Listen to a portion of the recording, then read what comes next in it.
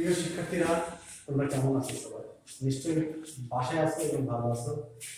বাসায় থাকো, ভালো থাকো, আর অনবদ্যভাবে উপভোগ করতে থাকো আমাদের অনলাইন ক্লাস। যাই হোক, আজকে আমি মোহাম্মদ শহীদুল ইসলাম, সহকারী শিক্ষক, বাংলা 95 উচ্চ বিদ্যালয়। গত ক্লাসে আমরা আলোচনা করেছিলাম বাংলা দ্বিতীয় পত্রের একটি বিষয় উপসর্গ। আজকে আমরা বাংলা প্রথম পত্রের একটি বিষয় নিয়ে আলোচনা করব, যেটা আসলে নতুন কোনো বিষয় নয়, কিন্তু গুরুত্বপূর্ণ একটি বিষয়। সেটা হচ্ছে কপোতাক্ষ নদ। যে কবিতাটি মাইকেল মধুসূদন দত্ত লিখেছেন, সেই কবিতা আসলে আমরা এই কবিতার কবি পরিচিতি অথবা কবিতার বিষয়বস্তু নিয়ে আলোচনা করব না। আমরা যেটা আজকে আলোচনা করব সেটি হচ্ছে, এক নম্বর হচ্ছে কবিতা ছন্দ, এক নম্বর হচ্ছে কবিতা ছন্দ, আর দুই নম্বর হচ্ছে নীল বিন্যাস, কবিতার নীল বিন্যাস আর ছন্দ নিয়ে আমরা আজকে আলোচনা করব। তো প্রিয় শিক্ষার্থীরা, আমরা চেষ্টা করবো আজকে মাইকেল মধুসূদন দত্তের রচিত মেঘনাদ বধ, দুঃখিত কপোতাক্ষ নদ কবিতা যে ছন্দ রয়েছে এবং নীল বিন্যাস রয়েছে সেটি নিয়ে আলোচনা করা। তো শুরু করা যাক। শিক্ষার্থীরা, তোমরা জানো এই কবিতাটি মাইকেল মধুসূদন দত্ত অমিতাক্ষর ছন্দে লিখেছেন। কবিতাটি মাইকেল মধুসূদন দত্ত অমিতাক্ষর ছন্দে লিখেছেন। এই অমিতাক্ষর ছন্দের হচ্ছে বৈশিষ্ট্য হচ্ছে প্রবাহবনতা, নির্ভীনতা এবং জ্যোতিপাতের স্বাধীনতা। তো এই কবিতাটি যে প্রবাহবনতা, যে অমিতাক্ষর ছন্দের বৈশিষ্ট্য, সেটি বলতে আসলে বোঝায় যে প্রত্যেক এই কবিতাগুলোর প্রত্যেকটি পঙ্ক্তিতে একটি ভাব প্রকাশ না করে প্রয়োজন করে পরবর্তী চরণগুলোতে বা পঙ্ক্তিগুলোতে ভাবটাকে প্রবাহিত করে দেওয়া।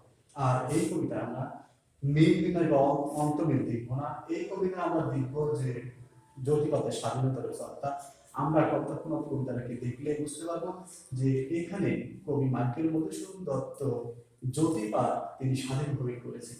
তো শিক্ষার্থীরা, আমরা আলোচনায় যাই যে এই কবিতাটি আসলে কপোতাক্ষ নদ কবিতাটি কবি মাইকেল মধুসূদন দত্ত লিখেছেন অমিতাক্ষর ছন্দে।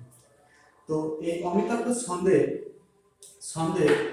আমরা বৈশিষ্ট্য নিয়ে জানলাম। এবার এই কবিতাটি আসলে কপোতাক্ষ নদ কবিতাটি গঠনগত এবং প্রাকৃতিকগত ভাবে বা প্রকৃতিগত ভাবে এটা একটি সনেট কবিতা। এটা কি কবিতা? সনেট। এই সনেট শব্দটি এসেছে ইতালীয় শব্দ সনেটা থেকে। ইতালীয় শব্দ সনেটা থেকে, ইতালীয় শব্দ সনেটা থেকে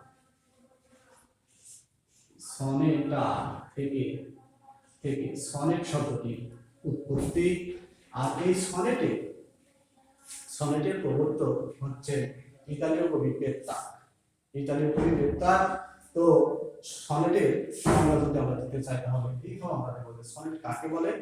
সনেট হচ্ছে যে কবিতাটি একটি অখণ্ড ভাব রচনা বা অনুভূতি করা যখন 14 মাত্রায় 14 চরণে একটি বিশেষ ছন্দরীতিতে প্রকাশ পায়, তখন তাকে সনেট বলে। তো প্রিয় শিক্ষার্থীরা, আমরা সনেটের সংজ্ঞা জানলাম। তো বলে রাখি যে বাংলা সাহিত্যে অমিতাক্ষর ছন্দের প্রবর্তক হচ্ছেন মাইকেল মধুসূদন দত্ত। তিনি বাংলা সাহিত্যে অমিতাক্ষর ছন্দ প্রবর্তনা করেন সর্বপ্রথম। এবার আসা যাক, আমরা যদি এই কবিতার যে ছন্দ রয়েছে সেই ছন্দটা নির্ণয় করতে চাই, তাহলে আমাদের জানতে হবে ছন্দ সম্পর্কে। তো ছন্দ কাকে বলে? আসলে ছন্দ হচ্ছে বাক্যস্থিত পদগুলোকে যেভাবে সাজালে বাক্য শ্রুতিমধুর হয় এবং এর মধ্যে ভাবগত এবং ধ্বনিগত সুষম মণ্ডিত হয়, তাকে কি বলে? ছন্দ বলে। আসলে ছন্দের সংজ্ঞা হচ্ছে ছন্দ বাক্যের পদগুলোকে যেভাবে সাজালে বাক্যটি শ্রুতিমধুর হয় এবং এতে ভাবগত এবং ধ্বনিগত ধ্বনি সুষম মণ্ডিত হয়, তাকে ছন্দ বলে। এই ছন্দ যদি আমরা কোনো কবিতা লক্ষ্য করি, দেখব ছন্দ হচ্ছে সাধারণত 3 প্রকার, যদিও আরো অনেক প্রকার ছন্দ রয়েছে। সেটা হচ্ছে স্বরলিপ্ত ছন্দ হচ্ছে 3 প্রকার। এক হচ্ছে স্বরলিপ্ত ছন্দ।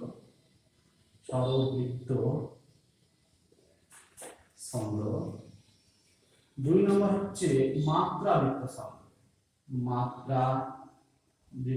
ছন্দ। আর হচ্ছে অক্ষর বৃত্ত ছন্দ। ছন্দ তিন প্রকার। যাই হোক, এই কবিতায় আমরা যদি ছন্দ নির্ণয় করতে চাই তাহলে আমাদের জানতে হবে যে অক্ষর কি। আসলে আমরা অনেকে অক্ষর বলতে কোনো বর্ণ বা চিহ্নকে বলি, আসলে অক্ষর বলতে তা নয়। অক্ষর হচ্ছে সেটা যা আমরা আমাদের নিঃশ্বাসের স্বল্পতম প্রয়াস, অর্থাৎ যে ধ্বনি বা ধ্বনি সমষ্টি আমরা আমাদের নিঃশ্বাসের স্বল্পতম প্রয়াসে আমরা উচ্চারণ করতে পারি তাকে হচ্ছে অক্ষর বলে। তাহলে শিক্ষার্থীরা, অক্ষর হচ্ছে কি?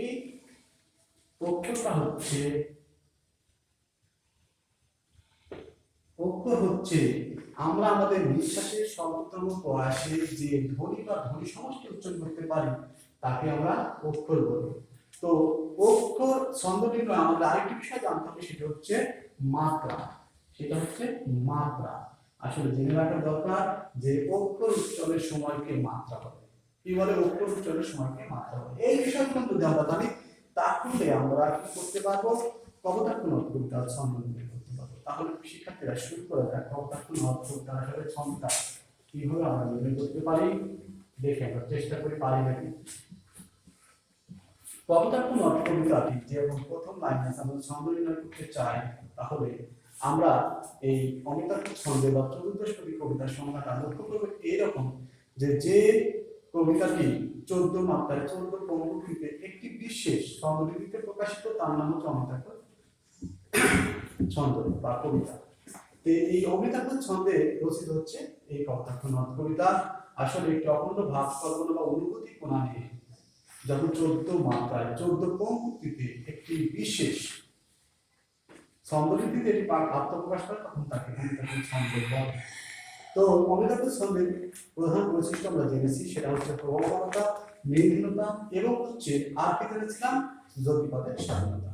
এছাড়া অমিতাভ ছন্দের আরেকটি বিষয় রয়েছে, সেটি হচ্ছে এটি দুইটি পর্বে বিভক্ত হয়। এটা হচ্ছে দুইটি পর্বে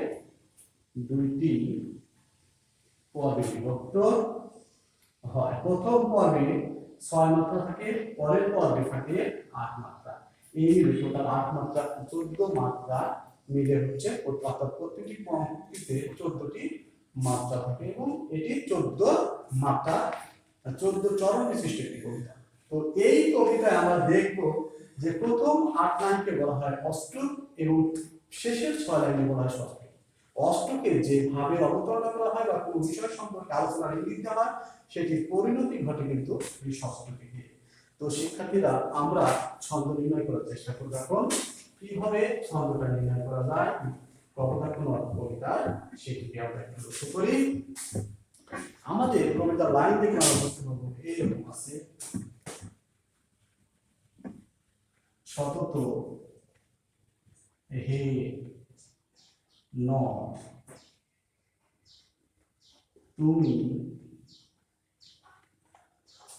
পড়ো মোর মনে। সতত হে নদ তুমি পড়ো মোর মনে, এটি হচ্ছে এই কবিতা বা কপোতাক্ষ নদ কবিতার প্রথম লাইন। এটার আমরা হচ্ছে ছন্দ নির্ণয় করব। এই ছন্দ নির্ণয় করতে গেলে আমাদের দুইটি বিষয় জানা দরকার। একটা হচ্ছে অক্ষর। আমরা স্কুলে আগে বলেছিলাম যে বিশেষের সর্বোত্তম প্রয়াসে আমরা যে ধ্বনি বা ধ্বনি সমষ্টি উচ্চারণ করে তাকে অক্ষর বলে, আর অক্ষর উচ্চারণের সময়কে মাত্রা বলে। তো অক্ষরটা দুই প্রকার আছে, একটি হচ্ছে বদ্ধাক্ষর আর একটি হচ্ছে মুক্তাক্ষর। বদ্ধাক্ষর আর মুক্তাক্ষর। মুক্তাক্ষর হচ্ছে যখন প্রত্যেকটি মানে একটি শব্দে প্রত্যেকটি বর্ণ বা অক্ষরগুলো আলাদাভাবে উচ্চারিত হয় তখন তাকে মুক্তাক্ষর বলে। আর বদ্ধাক্ষর হচ্ছে দুইটি বর্ণ নিয়ে যদি একটি বা দুইটি ধ্বনি নিয়ে যদি একটি অক্ষরে পরিণত হয় তখন তাকে বদ্ধাক্ষর বলে। তাহলে শিক্ষার্থীরা, আমরা শুরু করব। দেখা যায় আরেকটা কথা জেনে রাখা দরকার যে এই বদ্ধাক্ষর এবং মুক্তাক্ষর অনুসারে ছন্দ নির্ণয় করতে মাত্রা কিন্তু আমরা দেখব যে সাধারণত মুক্তাক্ষরে এক মাত্রা, বদ্ধাক্ষরে 2 মাত্রা, যদিও এটা ছন্দভেদে বিভেদ রয়েছে। স্বরবৃত্ত ছন্দে মুক্তাক্ষর এবং বদ্ধাক্ষর সর্বদা এক মাত্রা, আর ও মাত্রাবৃত্ত ছন্দে মুক্তাক্ষর এক মাত্রা আর বদ্ধাক্ষর সর্বদা 2 মাত্রা। আরেকটি বিষয় আছে যেটা হচ্ছে অক্ষরবৃত্ত ছন্দ। অক্ষরবৃত্ত ছন্দে আমরা দেখব যে বদ্ধাক্ষর বাক্যের শুরুতে এবং মাঝে থাকলে 1 মাত্রা এবং শেষে থাকলে 2 মাত্রা, আরেকটি বিষয় লক্ষ্য করো, যখন একটি শব্দে একটি বর্গাক্ষর হয় তখন যদি দুই মাত্রা পাই। আমরা এই কবিতায় ঠিক অক্ষরিত ছন্দের মতোই মানে মাত্রা মানে অমিত্রাক্ষর ছন্দ কিন্তু একইভাবে মাত্রা দেখি আমরা লক্ষ্য করে একটু। শতত, এখানে শতত আলাদা আলাদা আমরা উচ্চারণ করতে পারছি প্রত্যেকটি ধ্বনি। এইখানে এটা হচ্ছে মুক্তাক্ষর, মুক্তাক্ষরের চিহ্ন হচ্ছে এমন, আর এখানে এক মাত্রা, এখানে ত, এখানে এক মাত্রা, তো এখানে এক মাত্রা, শতত।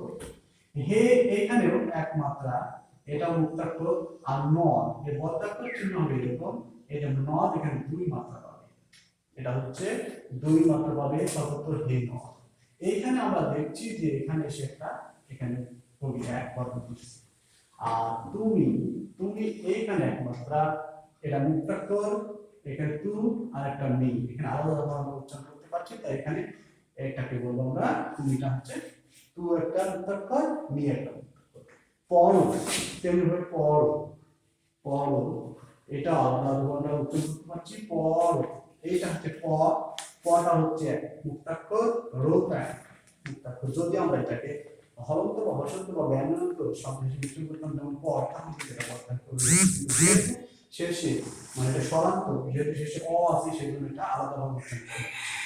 তেমনি আছে মোর, একসঙ্গে আমরা দেখি দুইটা ধ্বনি উচ্চারিত হচ্ছে, অর্থাৎ এটা হচ্ছে কি বর্গাক্ষর মোর, এখানে দুই মাত্রা পাবে। আর কি আছে ম নেই, মনে। তাহলে আমরা ঘুরে দেখে একটু শিক্ষার্থী বন্ধুরা যে আমাদের মাত্রা সংখ্যা ঠিক আছে কিনা। 1 2 3 4 5 6 7 8, এখানে 8 আমরা লক্ষ্য করছি, 8 আর এই পাশে আছে 1 2 3 4 5 6, এই সব মোট হলো সমান হলো 14 মাত্রা। তাহলে আমরা বুঝতে পারছি যে এই অমিত্রাক্ষর ছন্দে আমরা যে 14 মাত্রা প্রত্যেকটি চরণে সেগুলো করছি, একইভাবে আমরা কিন্তু অন্যান্য লাইনেও আমরা মাত্রা নির্ণয় করতে পারবো। এর আরো যেমন আছে আরেকটি লাইন আমরা নির্ণয় করার চেষ্টা করি, সেটি হচ্ছে যে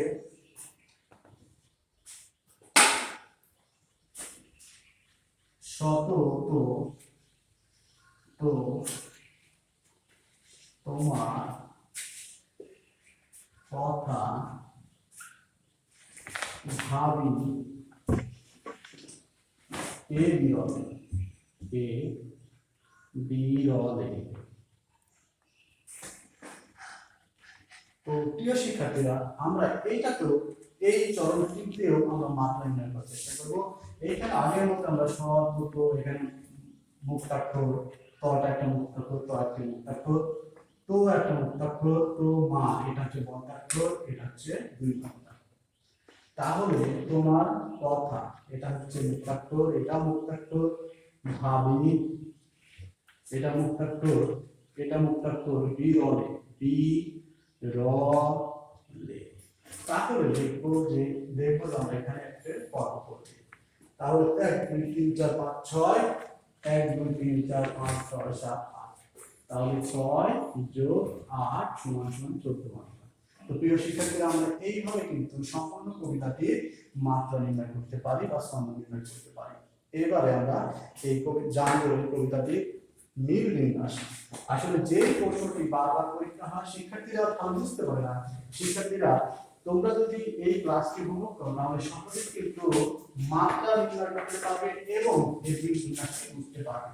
আমরা অনেক সময় কিন্তু এই মিল বিন্যাসটা বুঝতে পারি না কিভাবে হচ্ছে। অনেকে দেখেছি আমরা ক খ, খ ক বা ক খ কেন এমন হয়, আসলে আমরা একটু আলোচনা আজকের এই ভিডিওটি আমরা দেখি বা আজকের এই ক্লাসটি যদি উপভোগ করি তাহলে আমরা সহজেই এটি বুঝতে পারবো। প্রিয় শিক্ষার্থীরা, আমরা বোঝার চেষ্টা করি যে এই কবিতাটি মিল বিন্যাস কেমন করেছে। মিল বিন্যাসে আমরা লক্ষ্য করবো যে শতত হেন তুমি পরম মনে, শেষে যে শব্দটি রয়েছে সেটি হচ্ছে মনে, শব্দটি রয়েছে সেটি হচ্ছে মনে। এই মনে আমরা যদি মনেটাকে ক ধরি, প্রিয় শিক্ষার্থীরা মনেটাকে আমরা ক ধরলাম, ক ধরি তাহলে কি হবে ক। আর তেমনি যদি আমরা শেষে দেখবো পরের লাইনে দেখবো বিরলে আছে কি বিরলে, বিরলে এটাকে ক ধরবো।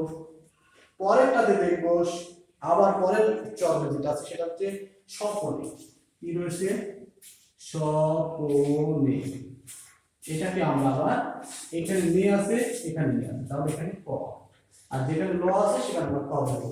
এইভাবে কল করে রয়েছে, পরেরটা কি রয়েছে কল করে, কল কলে, তাহলে এটা হচ্ছে লে আছে এখানেও লে আছে, তাহলে এটা ক।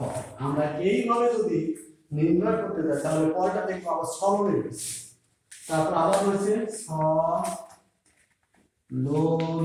সরল। এই সরলে তাহলে এখানেও নিয়ে আসে এখানেও নিয়ে আসে এখানেও নিয়ে আসে, এখানে ক নিয়ে যাবে ক, তাহলে আমরা এইভাবে দেখবো পরেরটাতে রয়েছে দলে, পরেরটাতে রয়েছে দলে, দলে লে আছে তাহলে ক, তাহলে আমরা দেখবো এইভাবে প্রথম যে অষ্টক আছে প্রত্যেকটাতে পাবো কি যে আবার দলের পরে দেখবো আমাদের প্রথম এখানে আছে জল, কি রয়েছে জলে, তাহলে কি হলো জলে হলে আবার কি হবে এখানে আবার ক। আবার পরেরটা রয়েছে স্তনে, আমরা লক্ষ্য করছি এখানে আছে স্তনে, অর্থাৎ আমরা যদি বাসায় বইটি করি তাহলে কিন্তু সহজে বুঝতে হবে স্তনে এখানে নিয়ে আসতে হবে ক, তাহলে আমাদের যে মিল বিন্যাসটা পেলাম আমরা সেখানে কি পাবো মনে ক, তারপরে বিরলে খ, তারপরে স্বপনে ক, তারপরে হচ্ছে কলকলে খ, তারপরে হচ্ছে সলনে ক, তারপরে হচ্ছে দলে খ, তারপরে কি আছে স্তনে 1 2, তারপর আছে জলে আবার খ, আর শেষে যেটা রয়েছে সেটা হচ্ছে স্তনে ক। তাহলে আমরা দেখবো যে অষ্টকে আমাদের কবিতাগুলো কবিতার অষ্টকে যে মিল বিন্যাস রয়েছে সেটা হচ্ছে ক খ ক খ ক খ খ খ, অর্থাৎ এটা হচ্ছে প্রথম 8 লাইনের, এটা হচ্ছে অষ্টক, এটা হচ্ছে মিল বিন্যাস অষ্টকে। আমরা একইভাবে আমরা কিন্তু ষষ্ঠকেরও মিল বিন্যাস করতে পারবো। প্রিয় শিক্ষার্থীরা, আমরা এবার চেষ্টা করবো ষষ্ঠকে কিভাবে এই মিল বিন্যাস তৈরি করা যায় আমরা সেটি এবার লক্ষ্য করবো। তো দেখা যাক যেটা আছে ষষ্ঠকে যেটা আছে সেটা হচ্ছে শেষে আছে যেটা, সেটাতে আমাদের আর কি হবে দেখা যতদিন যাবে, এখানে আছে যাবে, যাবে এটাকে আমরা যদি ধরি গ, আমরা যে কোনোটা প্রতীক ধরে নিতে পারি, ধরলাম গ, এখানে যদি দিতে তে তে তাহলে হবে আমরা এটাকে তে তে ধরলাম ঘ, আর বেটাকে ধরলাম গ, পরেটা যদি দেখো গাবে, পরে যে চরণটা আছে সেখানে সবার শেষে যে বর্ণ মানে শব্দ রয়েছে সেখানে আছে বা ধ্বনি রয়েছে সেটা হচ্ছে গা, এই গাবেটাকে আমরা আবার তাহলে এখানে বে আছে এখানেও বে আছে তাহলে এটা হবে গ। আবার পরের যে চরণটি রয়েছে সেখানে রীতে অর্থাৎ বঙ্গজনের কানে সখা সখে সখা রীতে, এই রীতে রীতে তে আছে তে তে আমরা কি ধরেছি ঘ, তে তে আমরা ধরেছি ঘ। এবার তারপরে চরণটি রয়েছে ভাবে, কি রয়েছে ভাবে, আমরা বেকে কি ধরেছি গ, বেকে গ, পরে চলে শেষে যে শব্দটি বা ধ্বনি রয়েছে সেখানে আছে সঙ্গীতে, কি রয়েছে সঙ্গীতে, তাহলে সঙ্গীতের তে থাকলে কি হবে আমরা দেখেছি, তাহলে এখানে আমরা এটাকে হচ্ছে গ ঘ গ ঘ গ ঘ আমরা ঘ, তাহলে এইভাবে আমরা কিন্তু প্রিয় শিক্ষার্থীরা আমরা এটা ছন্দটাকে বের করতে পারবো। কি ছন্দ, যে আমরা প্রথম অষ্টকে শেষ শব্দ বা ধ্বনি দিয়ে সেটাকে একটা প্রতীক চিহ্ন হিসেবে ধরে নিব, এবং ষষ্ঠকেও ঠিক একইভাবে প্রতীক চিহ্ন ধরে নিয়ে আমরা পরে অল্টারনেট করে সেখানে এ বি দিয়ে বা অন্য কোনো চিহ্ন দিয়ে আমরা কিন্তু এইভাবে মানে আমরা ছন্দটাকে নির্ণয় করতে পারবো। তো প্রিয় শিক্ষার্থীরা, তোমরা বাসায় এর চেষ্টা করবে, তাহলে তোমরা দেখবে সহজে ছন্দ নির্ণয় করতে পারছো।